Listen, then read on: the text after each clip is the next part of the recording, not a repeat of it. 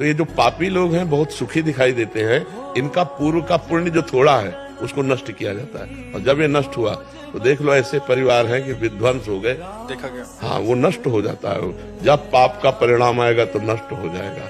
बड़े बड़े संतों को कष्ट में देखा जाता है, क्यों? उनके थोड़े पाप है, भोग कर वो भगवान को प्राप्त होंगे। कुमार जी जो भजन कर रहे हैं वो उनमें काफी प्रश्न भी आते हैं ऐसे, तो फिर तो पूर्व का जो पाप है वो उसको कष्ट दे रहा है, और जहाँ ये पूर्व का पाप नष्ट हुआ और पुण्य का मिलान हुआ, प्रकाश हो जाएगा, आनंदित हो जाएगा। इस विधान को संसारी लोग जानते नहीं, तो कहते ज्यादा धर्म कर्म करोगे तो दुख ही भोगोगे, ज्यादा भजन करोगे तो दुख भोगोगे, क्योंकि पाप करने वाले सुखी हो रहे।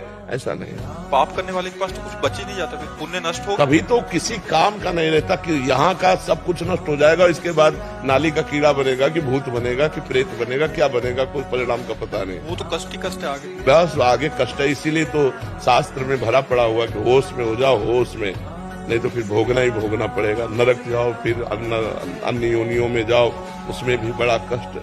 मनुष्य शरीर में तो कहीं पीड़ा है तो हम वैद्य डॉक्टर से मिल सकते हैं, लेकिन सुअर कुत्ता बनने पर अरे जिंदा जला के लोग खा रहे हैं, हाथ पैर बांध दिए ऐसे ही लकड़ी में, नीचे से आग लगा दी, धीरे धीरे पक रहा है और उसे खा रहे हैं लोग। बड़ा पाप कर्म करते हैं, पाप कर्म का फल बहुत दुखमय होता है। अब मान लो इस समय हम सुधार में चल रहे हैं, लेकिन पीछे बुरा किया तो भोगना पड़ेगा।